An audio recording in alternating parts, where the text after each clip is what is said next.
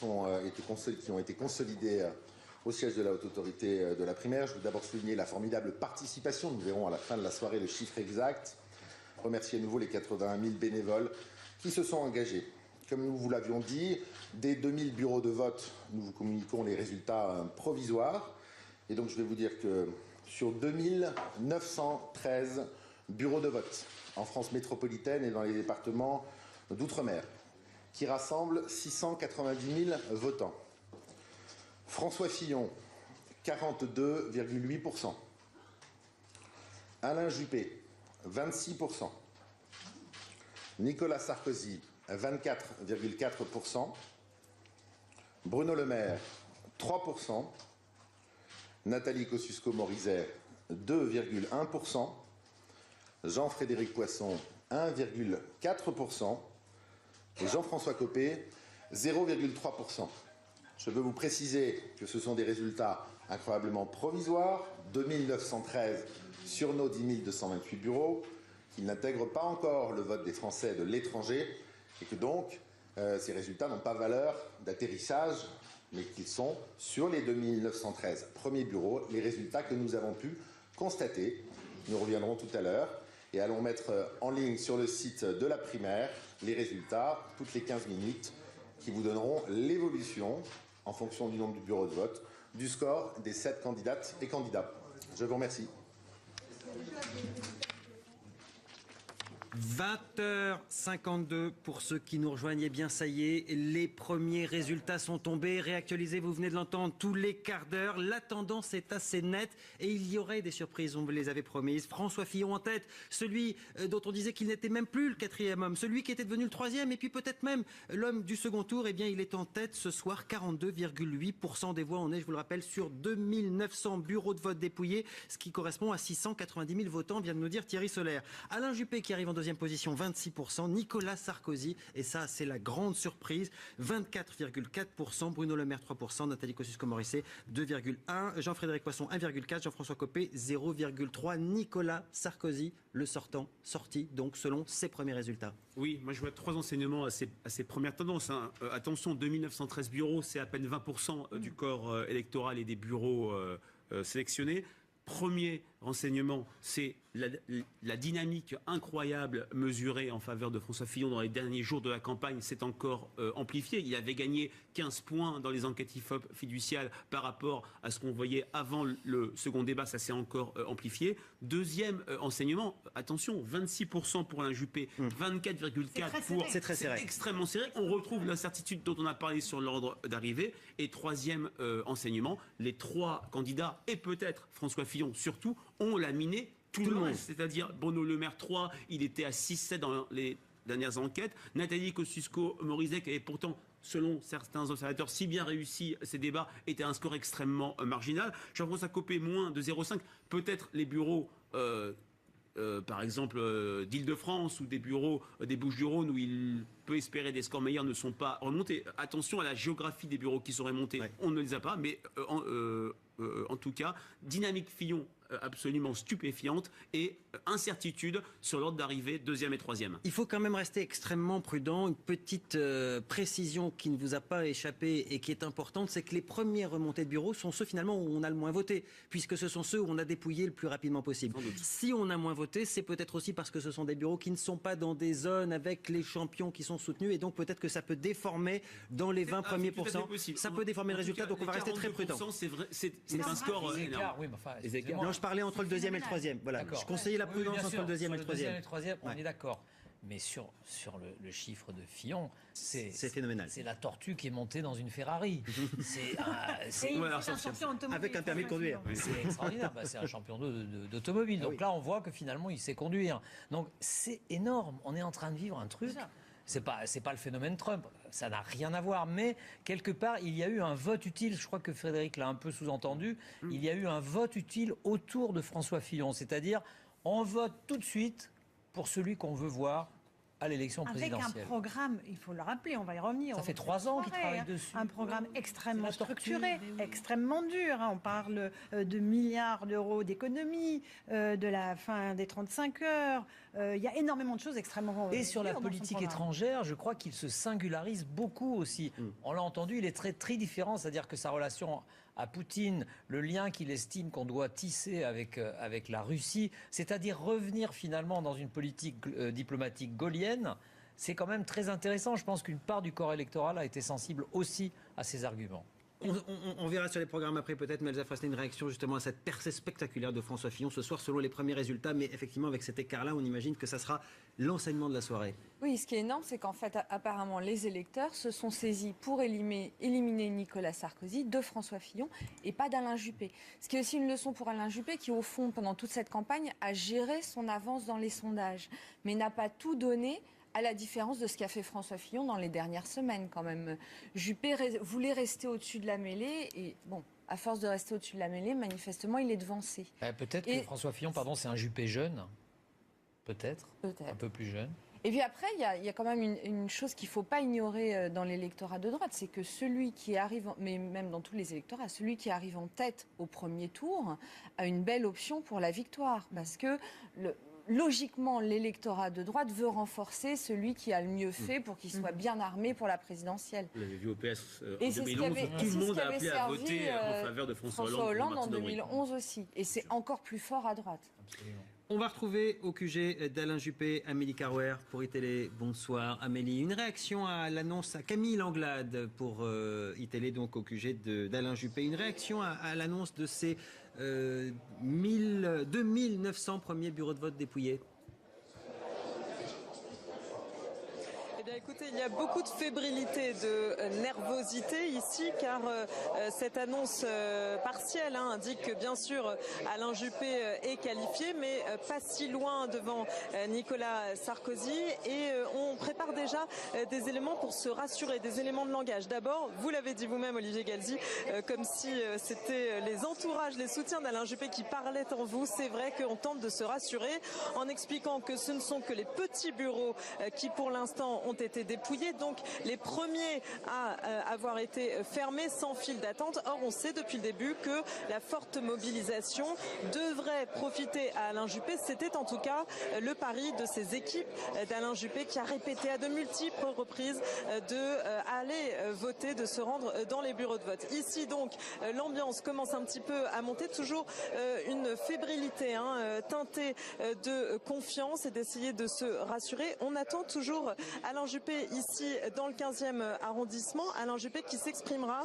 depuis ce pupitre devant ces affiches, ce thème bleu, blanc, rouge qui a beaucoup fait parler pendant cette campagne, jugée un petit peu ringard, ces affiches et cette photo de campagne d'Alain Juppé un petit peu rigide. On l'attend au mieux vers 22h30, mais probablement plus tard, le temps que les premiers résultats soient définitifs. En tout cas, on prépare aussi ici, dans l'entourage du maire de Bordeaux, les premiers éléments de langage pour la suite. Qu'est-ce qu'on dit face à un François Fillon? Eh bien, on indique que Alain Juppé est le candidat du rassemblement qui peut rassembler jusqu'aux centristes. C'est un candidat de droite, mais un candidat rassembleur qui pourra faire des réformes, mais moins violentes, moins brutales que celles annoncées par François Fillon. Vous voyez, on est déjà dans le coup d'après.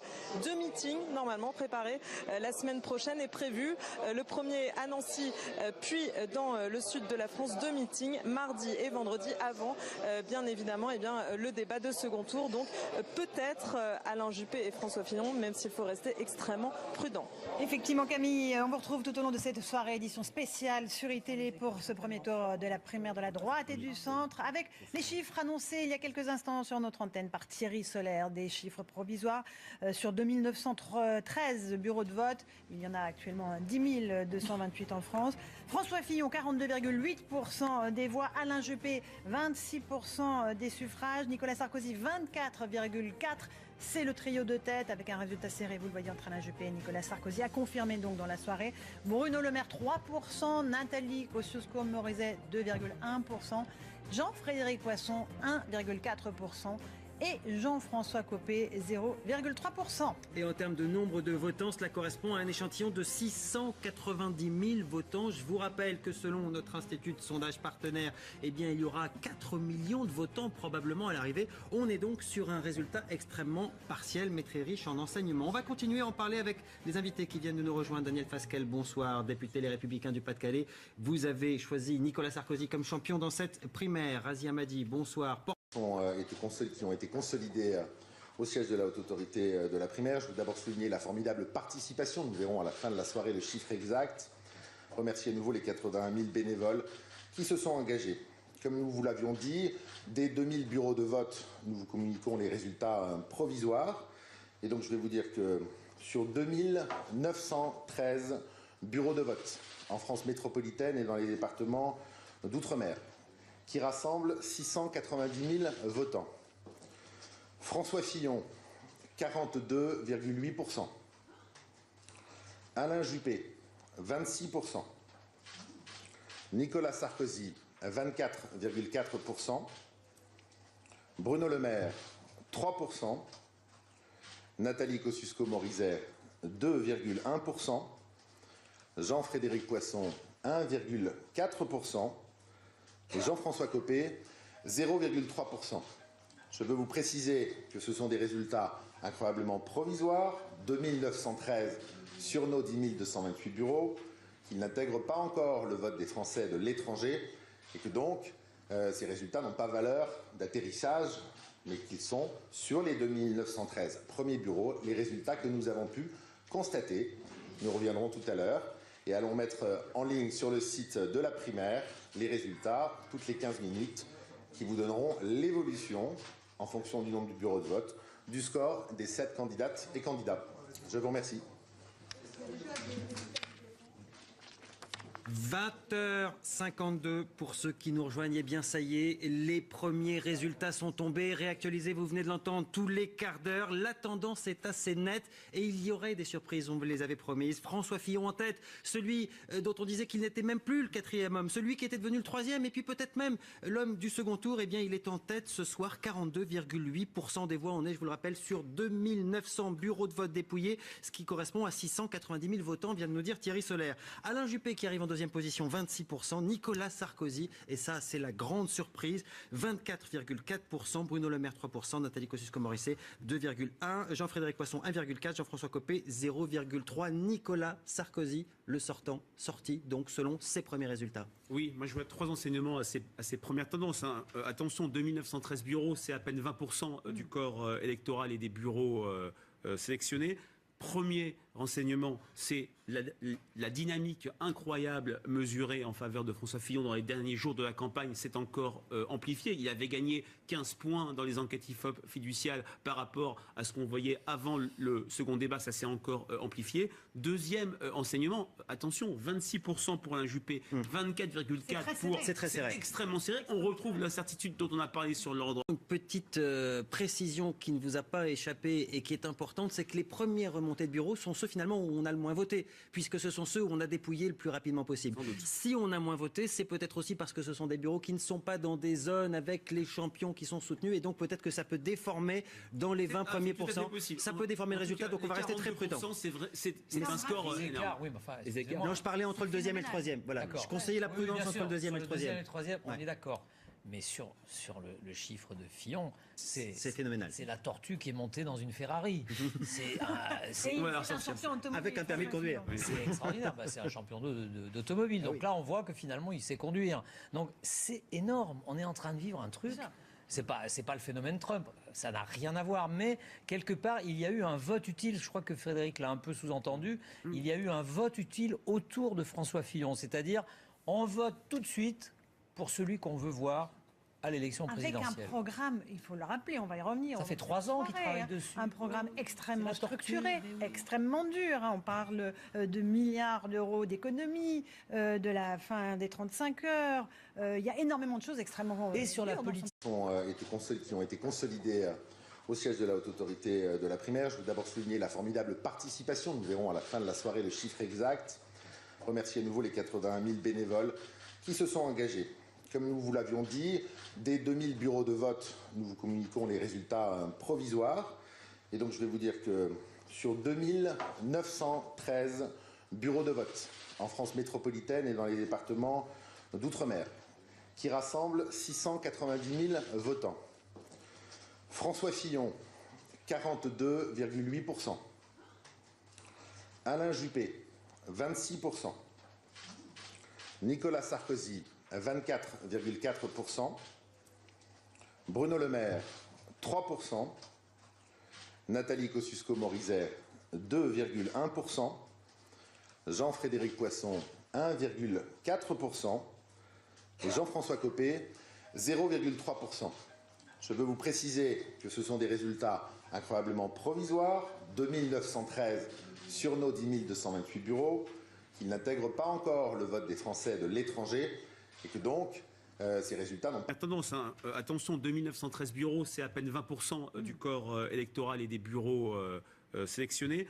Premier renseignement, c'est la dynamique incroyable mesurée en faveur de François Fillon dans les derniers jours de la campagne s'est encore amplifiée. Il avait gagné 15 points dans les enquêtes IFOP fiduciales par rapport à ce qu'on voyait avant le second débat. Ça s'est encore amplifié. Deuxième enseignement, attention, 26% pour Alain Juppé, 24,4% pour... C'est très serré. C'est extrêmement serré. On retrouve l'incertitude dont on a parlé sur l'ordre d'arrivée. Et troisième enseignement, les trois candidats, et peut-être François Fillon surtout, ont laminé tout le reste. C'est-à-dire Bruno Le Maire 3, il était à 6-7 dans les dernières enquêtes. Nathalie Kosciusko-Morizet, qui avait pourtant, selon certains observateurs, si bien réussi ces débats, était à un score extrêmement marginal. Jean-François Copé, moins de 0,5. Peut-être les bureaux...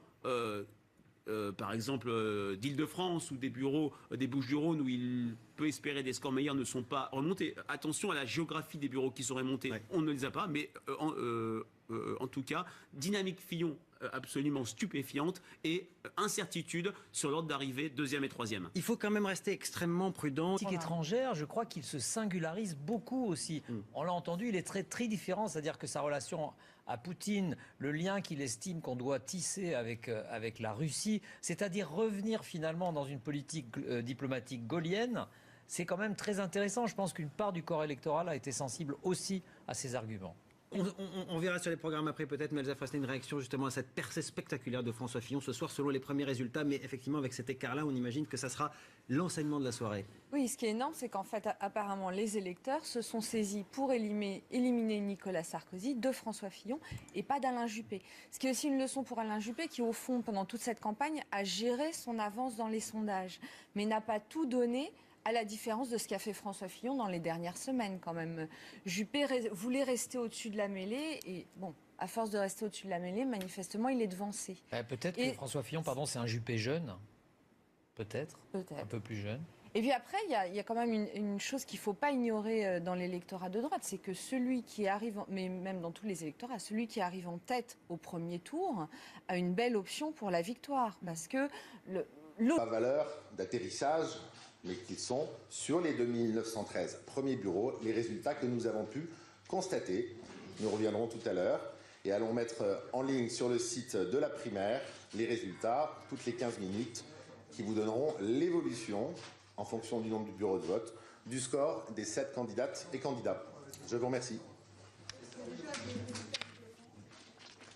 20h52 pour ceux qui nous rejoignent. Eh bien, ça y est, les premiers résultats sont tombés. Réactualisés, vous venez de l'entendre, tous les quarts d'heure. La tendance est assez nette et il y aurait des surprises, on vous les avait promises. François Fillon en tête, celui dont on disait qu'il n'était même plus le quatrième homme, celui qui était devenu le troisième et puis peut-être même l'homme du second tour. Eh bien, il est en tête ce soir, 42,8% des voix. On est, je vous le rappelle, sur 2900 bureaux de vote dépouillés, ce qui correspond à 690 000 votants, vient de nous dire Thierry Solaire. Alain Juppé qui arrive en deuxième position, 26%. Nicolas Sarkozy, et ça c'est la grande surprise, 24,4%. Bruno Le Maire, 3%. Nathalie Kosciusko-Morizet, 2,1%. Jean-Frédéric Poisson, 1,4%. Jean-François Copé, 0,3%. Nicolas Sarkozy, le sorti, donc selon ses premiers résultats. Oui, moi je vois trois enseignements à ces premiers